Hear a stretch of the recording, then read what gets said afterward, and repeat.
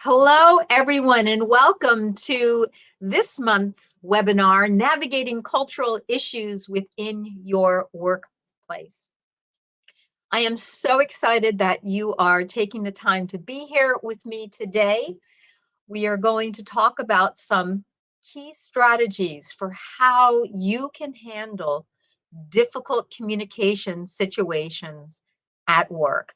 And I'm going to be talking about some really tough issues. As a communications person, I am not afraid to talk about that metaphor of the elephant in the room.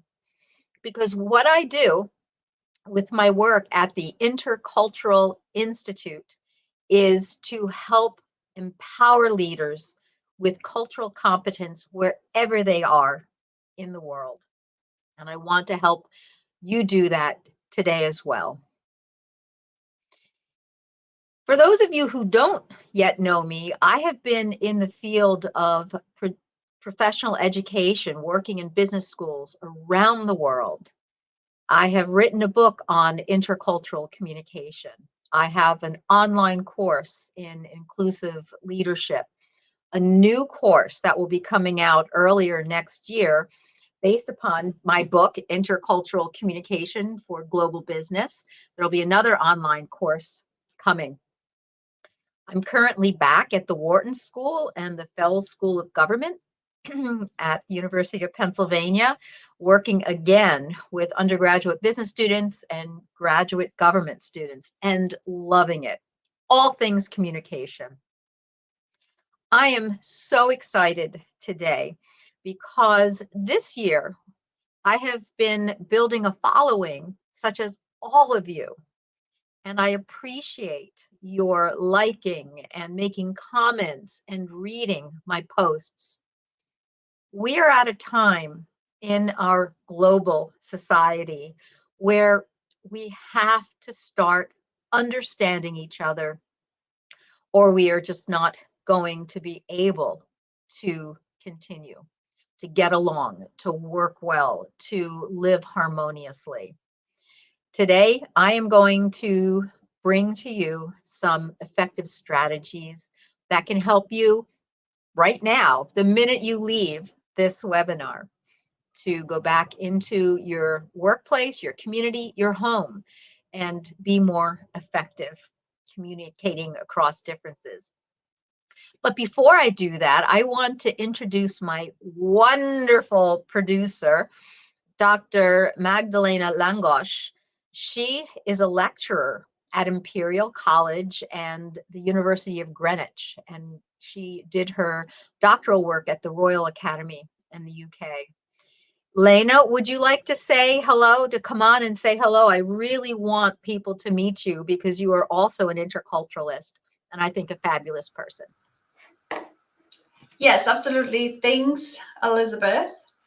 Welcome, everyone. Thank you, everyone, for joining us today. I'm sure we are going to have a great conversation and discussion where we can, learn from Elizabeth's experience and insights, but also hopefully exchange over the topics post-webinar and stay connected.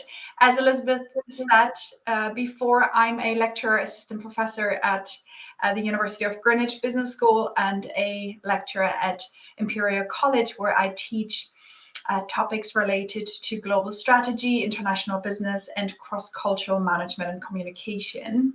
I've been living and studying and working abroad for 12 years now, so I have a lot of experience myself by dealing with people from all over the world, and I'm looking forward to our discussions. Thank you, Lena.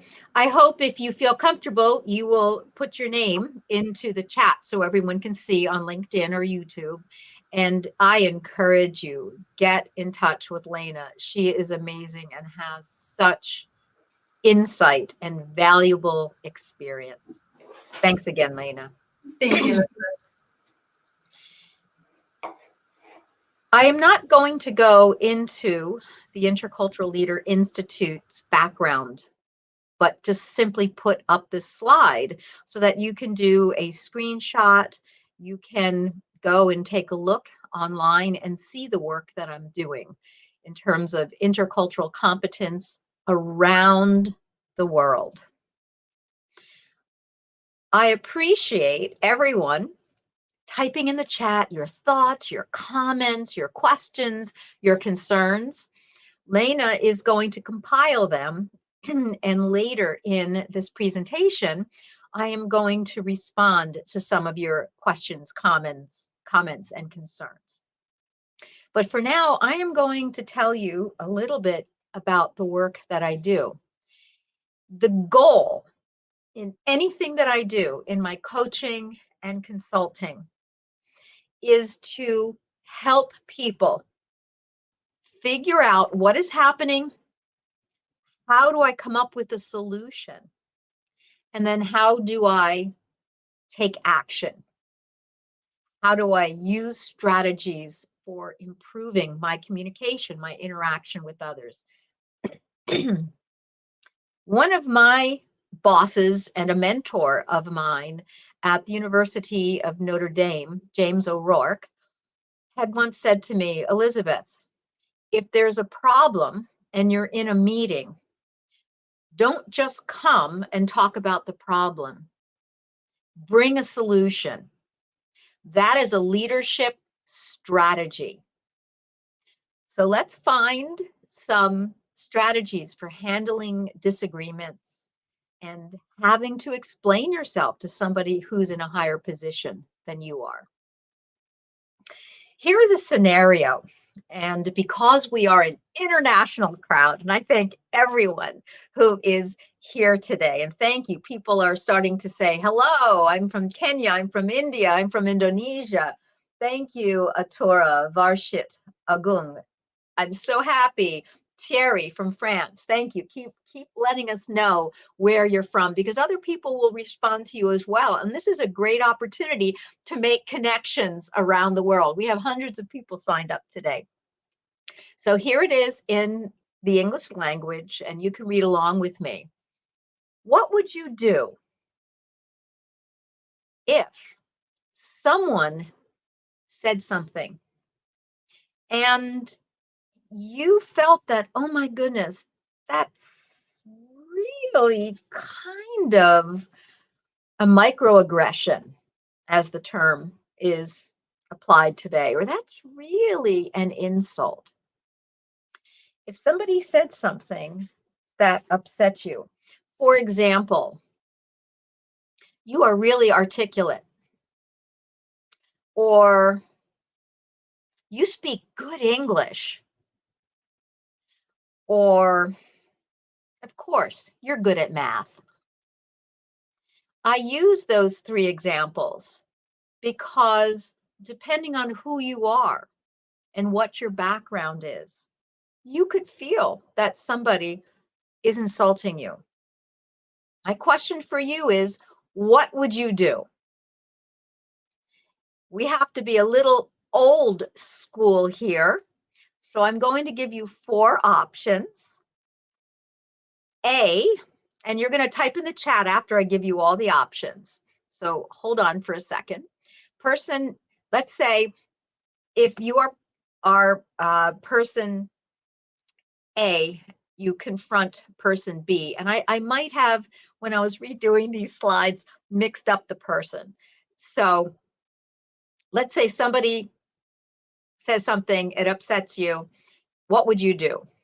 You could talk to the person immediately. You could find a time to talk with them privately. Maybe you need to elevate this and take it to your boss. Or perhaps there is another option. It's not just A, B, or C. Look at all these options here, and if you would, type A, B, C, or D.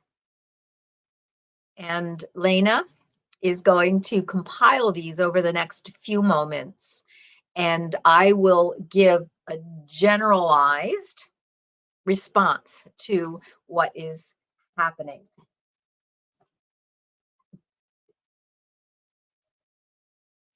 Here's my strategy.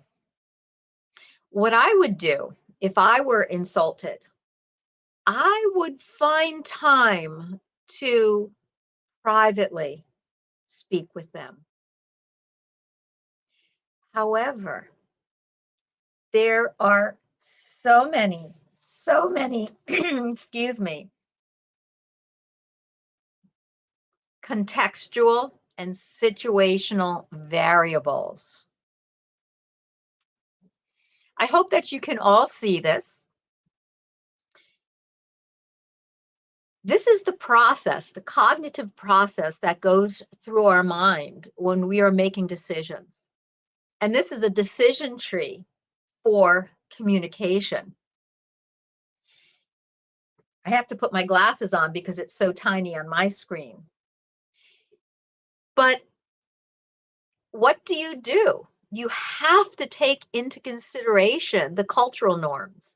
I learned, unfortunately, not so quickly, but I learned through trial and error when I lived and worked in Hong Kong.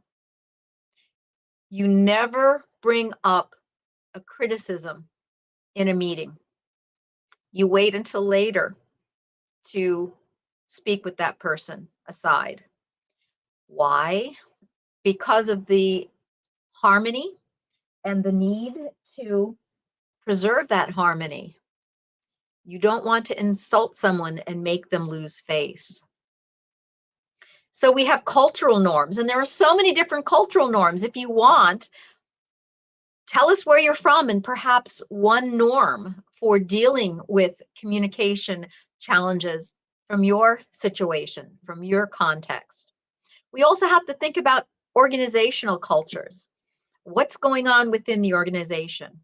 Currently, I am working with a tech industry, and we're working on diversity and inclusion issues in this company.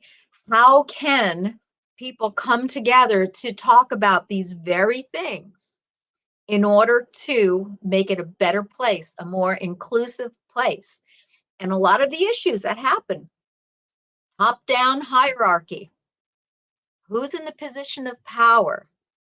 If that person who made a comment is somebody you know, a colleague, are they friendly? Are they hostile? Is it someone you could speak with?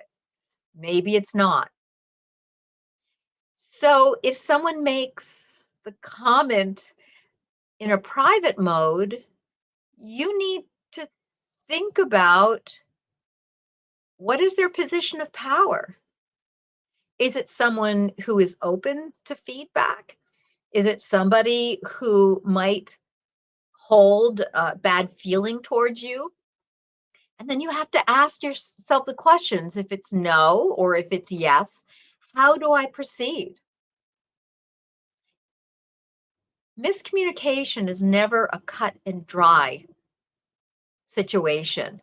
There are multiple ways that we have to figure out, we have to strategize, and we need to think about,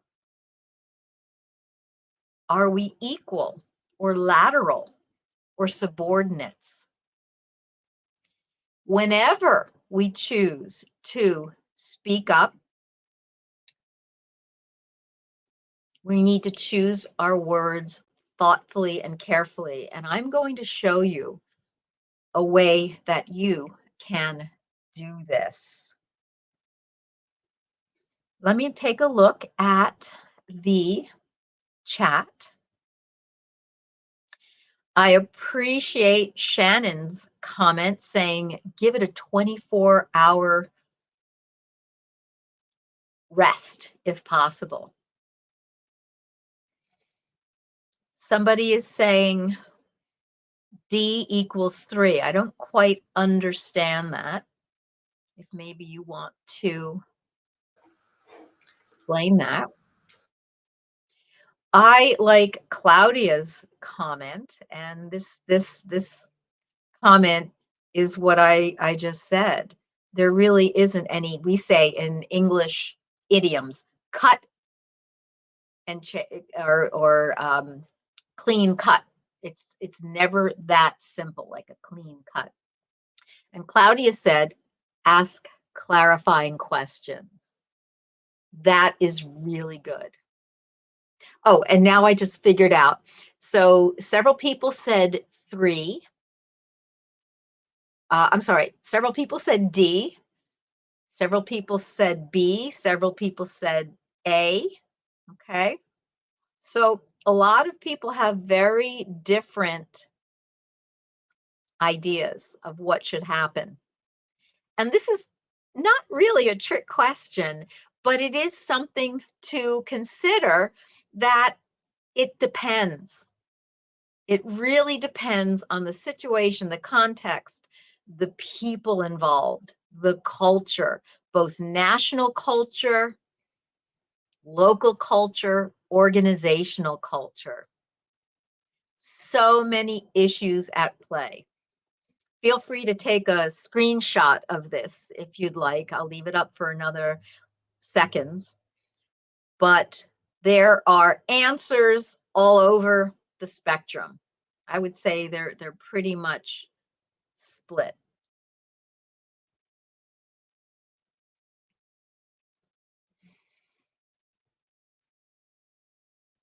Thank you, Hazel. Hazel is from Dallas, Texas, in the US, and she's saying people are more straightforward here. Could be seen as harsh, or it could be seen as being honest. Thank you. Personality and culture come into this a lot. If anybody is interested in learning how your personality interacts with culture, I was one of the 3 people at the Hofstede Insights Group who helped create this tool, the psychometric tool that looks at one's personality and culture and gives you a baseline based upon the big 5 personality traits from the Psychology Association, the International Psychology Association. And if anyone's interested in looking at that, you could look at the cultural adaptability profile from the Hofstede Insights. And maybe, Lena, if you have a chance, you could type that in the chat. And I recommend people to go there, and I could do some coaching with you on that. But here's what we need to do. We need to be able to make a bridge. We need to be bridge builders. It's very hard to listen and hold your thoughts, to allow someone else to speak and find out what they think, to ask those clarifying questions. Because what happens is all of our assumptions about what just happened comes in and starts to affect our emotions, our reactions. If we can take a step back from that cliff, I love this metaphor of the cliff, and try to observe things. Look for the benefit of the doubt, as we say, another English idiom, the benefit of the doubt. If we have a doubt, let's give it a benefit or be positive about it. Assume good intent until we know otherwise.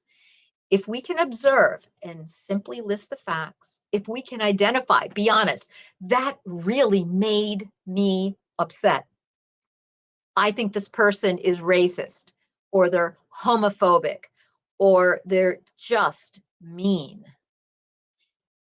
We can identify and quietly, privately own what we're going through so that we don't explode.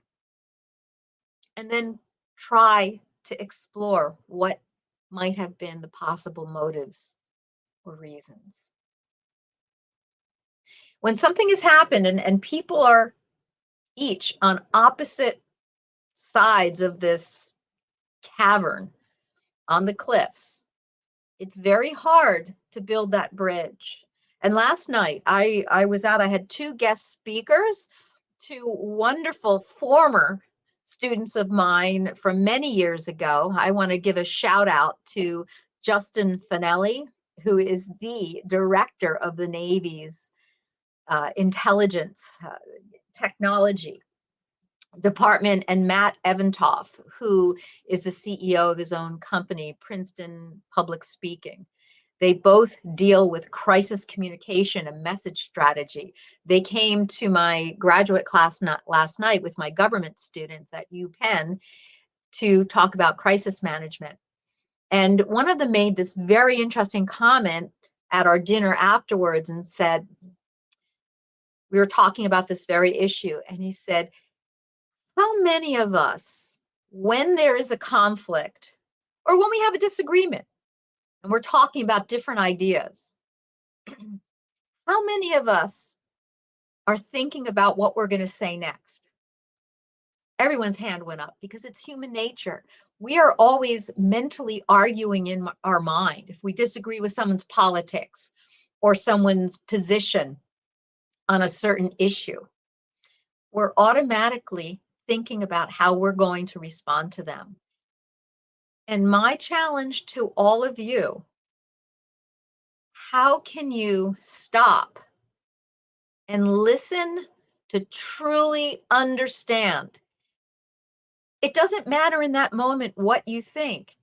What matters is what they think. Find out what they think. You don't have to agree with them, but listen to them rather than argue your point or tell them, I think that what you just said was irresponsible. Find out from them, what did you mean by that? Let's look at the next example.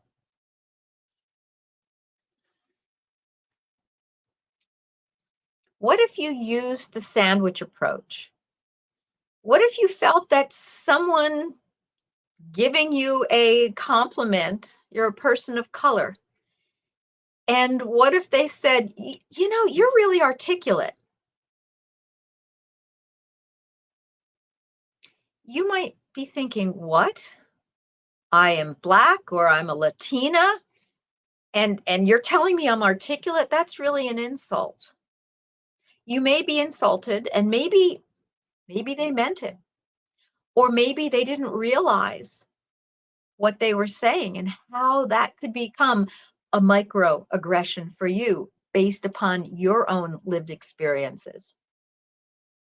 But we're going to talk about the other person in a minute. What if you used the sandwich attempt? And again, you might not want to say this in a meeting. You might want to talk to this person later, or you might want to talk to your supervisor and ask them, how should I? What's your advice? What should I do in terms of this is a situation that we need to work on in our organization?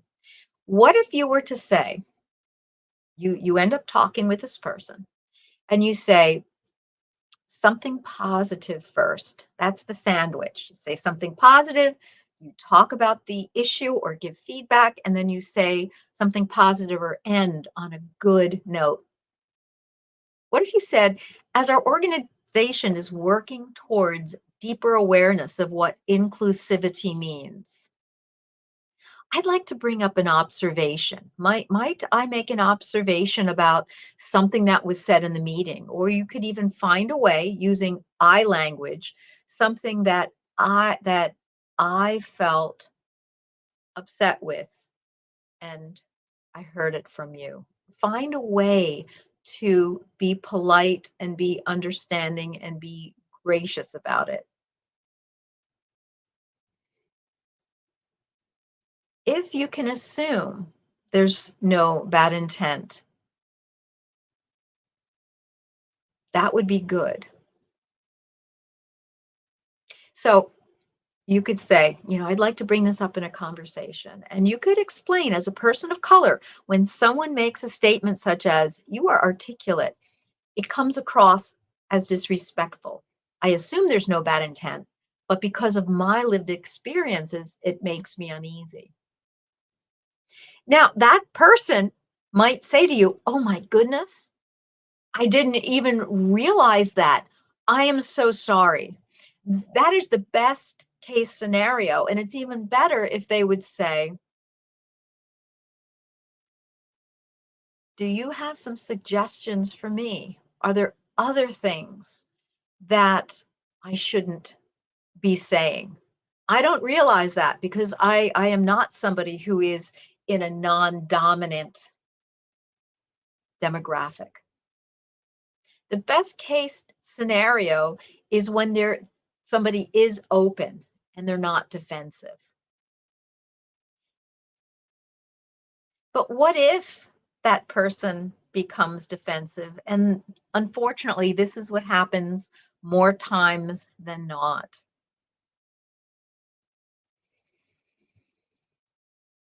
What if the person says, "Why are you being so defensive? I was only giving you a compliment." Well, when that happens, that means that that person is feeling threatened. We're at a place, and I can speak about US culture because that is what I experience 99% of the time at this point where I'm living. Last night at our dinner, I was talking with one of my students from Germany, and we were talking about, do we have similar issues about race and gender identity and equality between men and women in Germany as in the US? And we were talking about this. So it's happening all over the world. You can insert your own situations. But what if it was a man and he's thinking, women, why are they so emotional? Or why do Latinos, Latinas, Black people, people from India, if I say you speak good English, why do they get upset? They're so sensitive. Well, that person is feeling on the defensive because they are feeling criticized. And probably the biggest reaction I hear as I'm watching the news, all sorts of different channels from all over the world, as I'm working with people, as I'm talking with friends and colleagues and family, I think the most common response is racist. What do you mean? I'm not racist. And to somebody who is from the African American community in the US, that is offensive because that statement shows that you haven't thought through the issues from the other person's perspective. And that's how we keep going back and forth. We're on that cliff and we can't move towards each other because we are not understanding the other person's lived experience. None of us wants to think that we discriminate against others. Unfortunately, it's part of human nature, and we all do. Every single one of us, we can't escape it. But what we can do through this model, I'll show you towards the end of my talk today, we can learn how to become more aware of ourselves, how to develop the knowledge about others, and then how to work towards overcoming this us versus them. Now, I'm talking about the elephant in the room.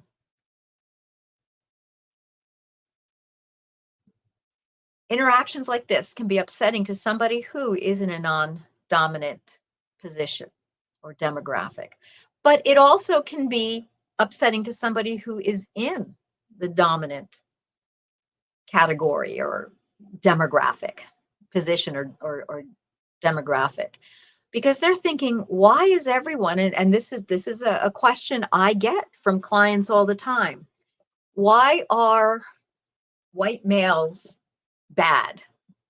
Why are we all now a bad person? Why is everything about it's a white person who said this to a black person, and on it goes?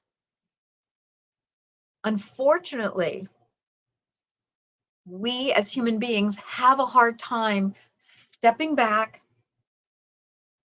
trying not to take offense, and trying not to be defensive.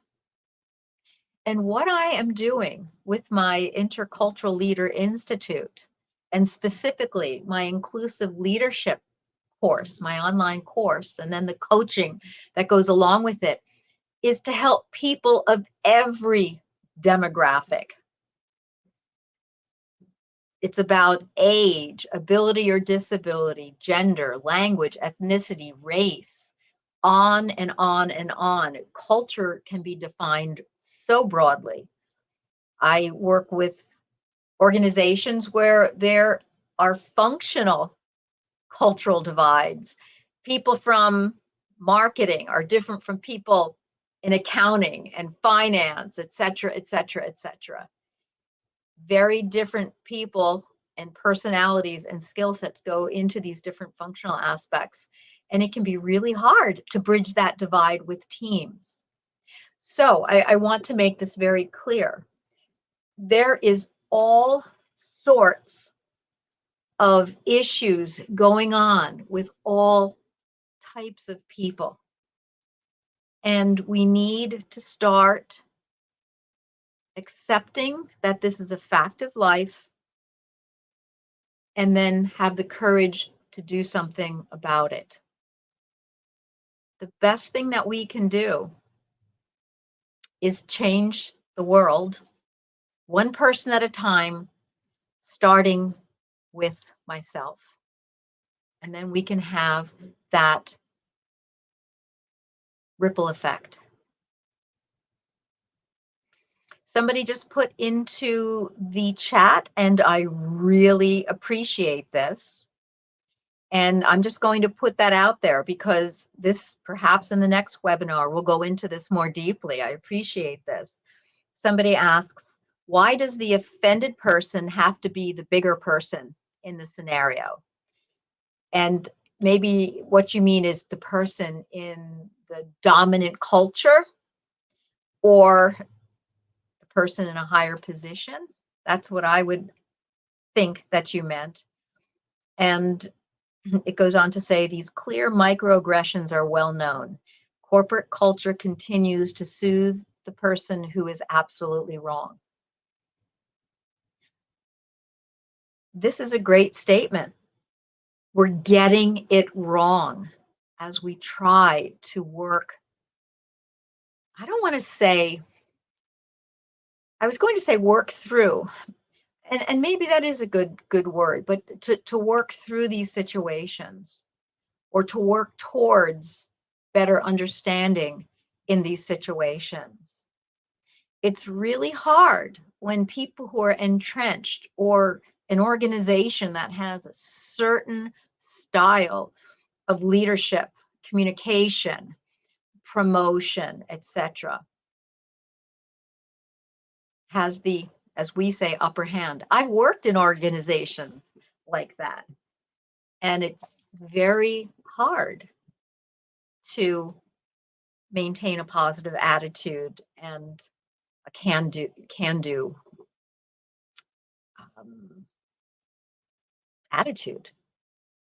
So, how can we be a bridge builder and put that ladder across the divide, use the sandwich approach so that we can hopefully listen and try to understand, even if the person who has offended, whether unintentional or intentionally, doesn't get it. We cannot force people to be open. Last night, I was having a conversation with my German student, and he said, well, I was explaining to him what I'm going to explain with my process of coaching. And he said, well, how do you get people to be open? You can't. But what you can do is be yourself, be wise, listen, and learn both about yourself in terms of what do I do well, what do I not do so well, and how can I start to recognize somebody else's perspective. So essentially, we're looking at those issues of dominant or non-dominant reactions. All of us, all 8 billion plus people, have our attitudes, our beliefs, and our values. The deeper we go down, I love the metaphor of the iceberg. The deeper we go below the water, it's beautiful with all that one can see beneath an iceberg. But as we go deeper, how we have grown up, our belief system, whether it's a faith belief or a philosophical belief, we have a way of looking at the world, our world view. We have values that have been taught to us, and then we develop attitudes. It's really hard to know what is submerged below the water. All of us have that salience or that feeling of this is important. This is what's important to me. And that's what salience means. So how do we learn to have conversations that are open? And even if one person's being defensive, if you know how to draw out questions, how to respond non-defensively, you are going to be that one person who can change the world, one person at a time, because you're changing yourself and how you react. And in turn, that's going to ripple out to others.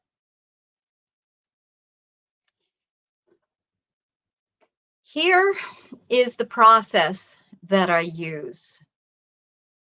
And this is all grounded in scientific study, research, psychological behavior of people.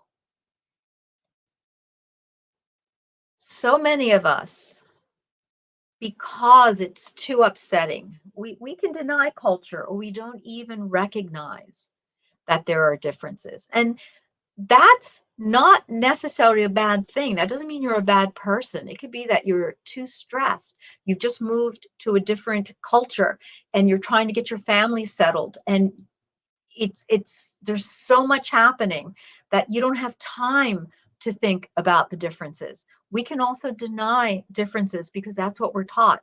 That's what I was taught in graduate school a while back.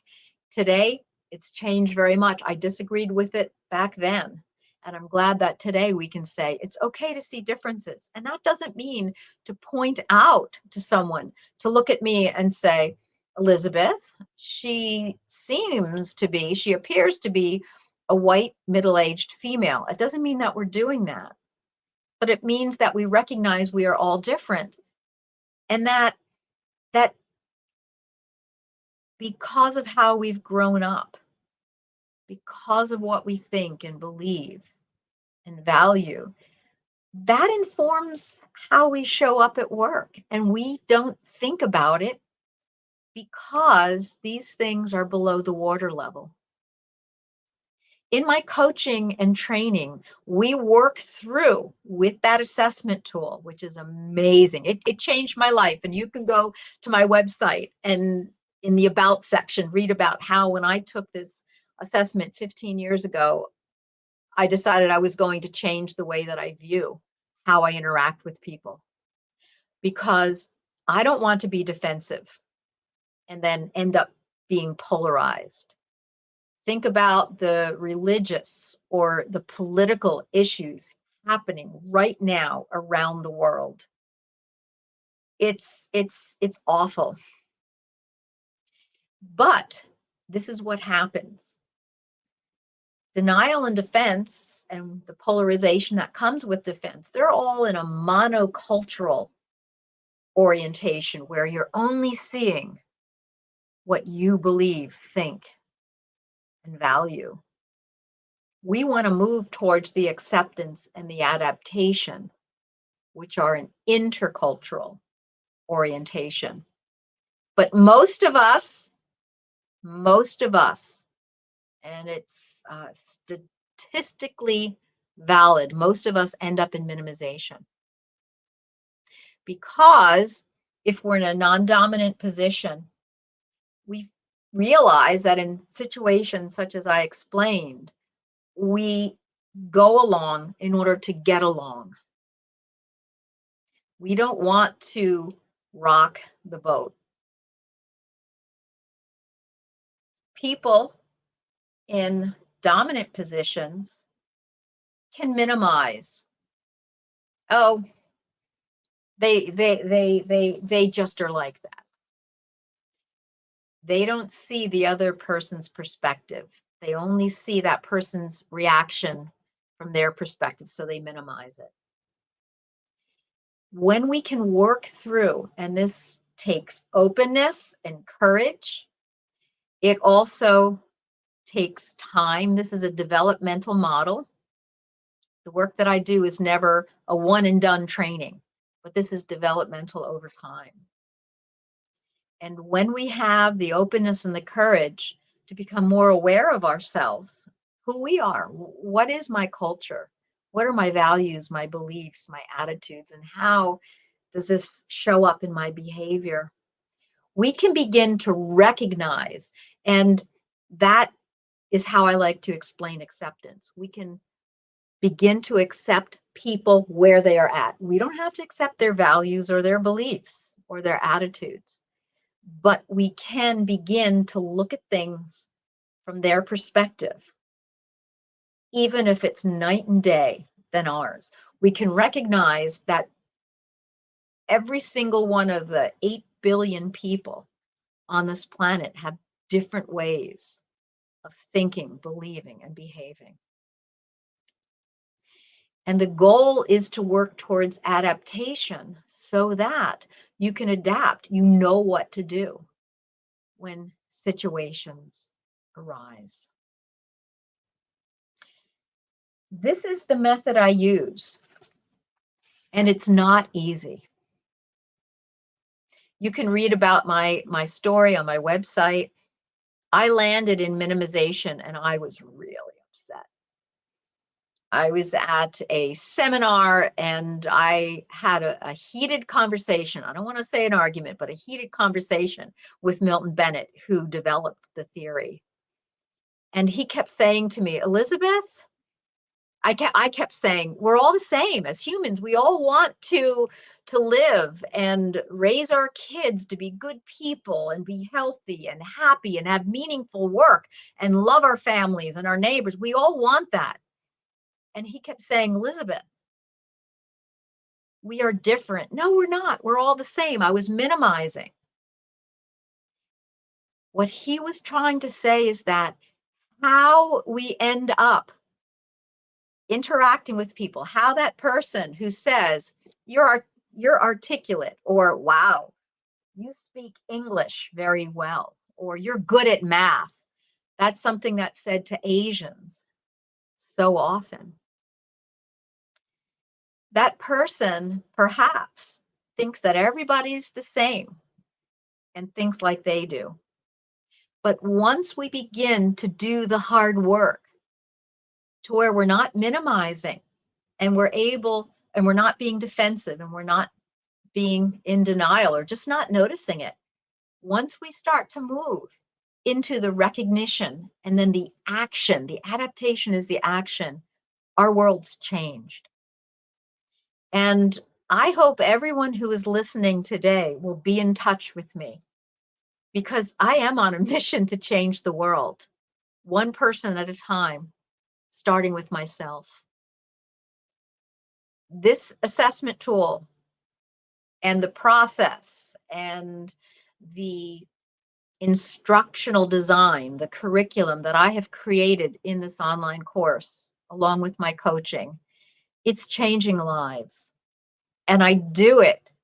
I've modeled it after how my life has been changed, because I got over my upset and I worked through getting into that acceptance, recognition, and into adaptation. And it's making a difference in my life, how I interact with my family, my friends, my students, my colleagues, my clients. We can change the world one person at a time.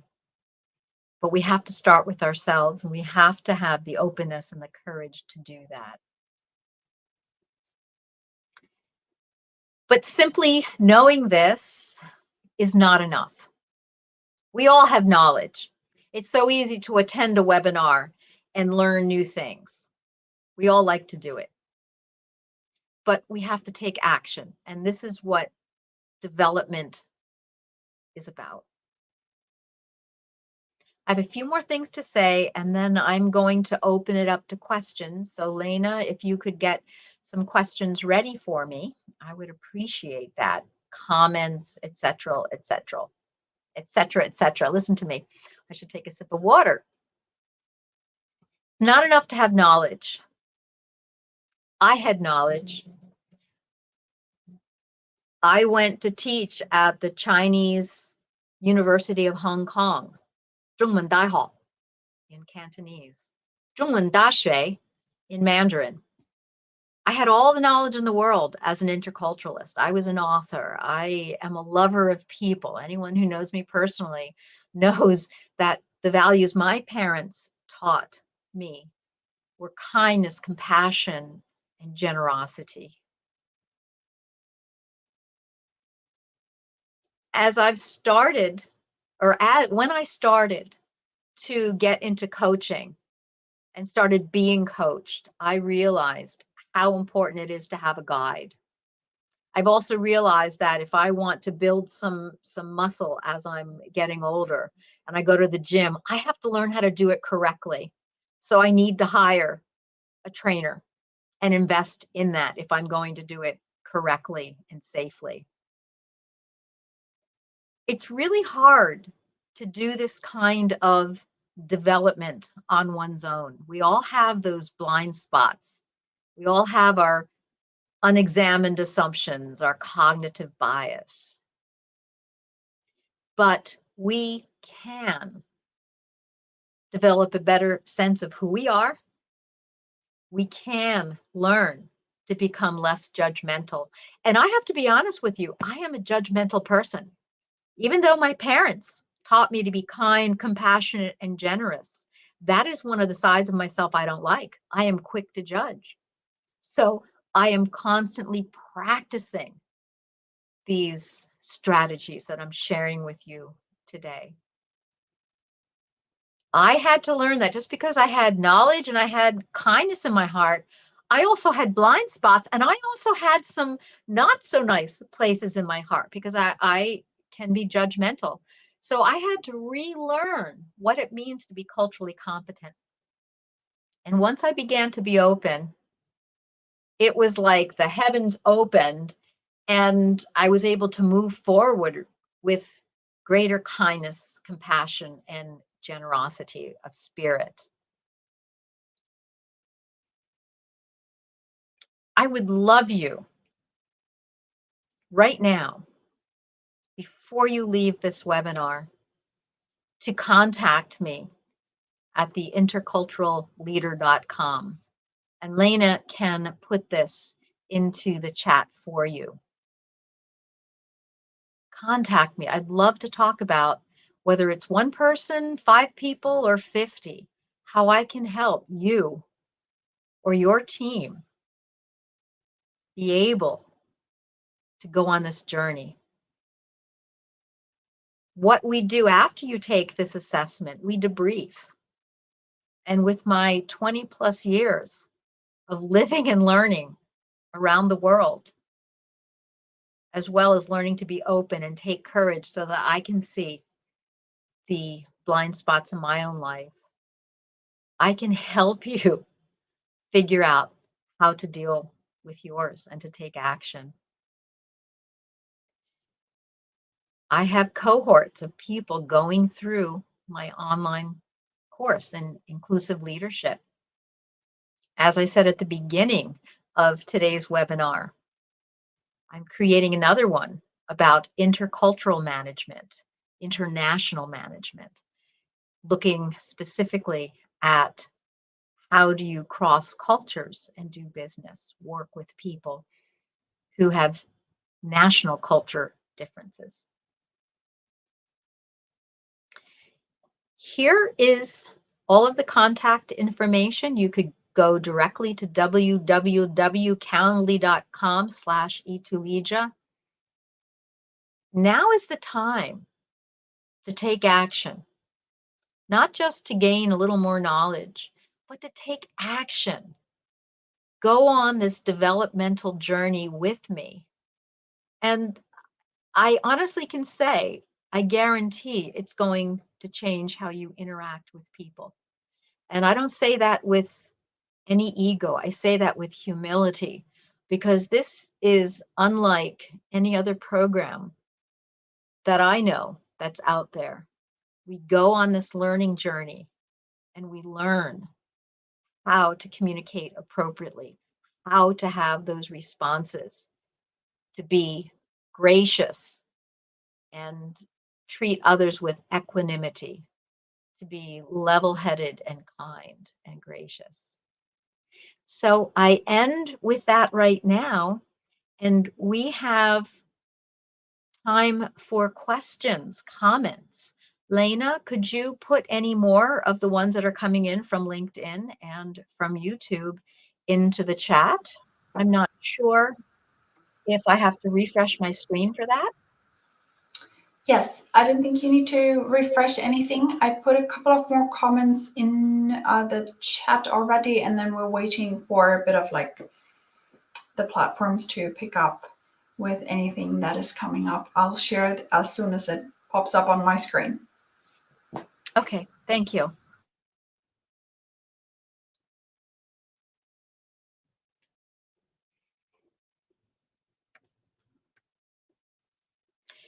One of the other questions, and this, most people probably, I shouldn't say most people, many people probably wouldn't say this out loud on a webinar, and I even hesitate to, but we're talking about the challenging issues. And someone made a comment. Please don't be offended by this, but this is a comment by somebody who has a valid reason because of their lived experience. This person says white males and dominance need to work directly with non-dominants to ask these questions if they are serious about developing these skills. And this comes from somebody who is a professional in personal development. And I agree with you. It's not to say that all white males are bad. There are many white males listening to this. I am a white female. I am in a dominant group as a professor at the University of Pennsylvania, but I am also in non-dominant groups. But that's not the same as what this person is saying. I am wondering if it's about race. And there is this, it's a seesaw. We're going back and forth. And a seesaw, you get nowhere if you just balance. Do you remember as a kid, if you ever rode a seesaw? But what's happening is there's the plunk and the plunk and the plunk, but it's not this back and forth, back and forth. Whatever group we're in, we can take offense. And a lot of people in the white male category are understandably saying, why is everybody upset with us? But again, what I say, if you can step back and try to understand where this is coming from the perspective of somebody else, then it becomes less offensive and you don't need to be on the defensive. We all need to become more open and to have that courage. So thank you for that tough comment that came. Thank you. Lena, are there any other comments coming in? We're at the top of the hour almost. No, at the moment that's it. Okay. Maybe some people are going to post them on the platforms later on, so we can follow up with them individually. Excellent, excellent. Please, if you would like me to respond to your comment personally on LinkedIn, I am happy to do so. Thank you, everyone, for attending. I hope that This has been in a spirit of openness and trying to be able to look at multiple perspectives. It's messy wherever we are in the world. It's not going to go away. And we need to learn, how are we going to be able to come together to bridge that divide so that we can become better people and have better workplaces, communities, and the world.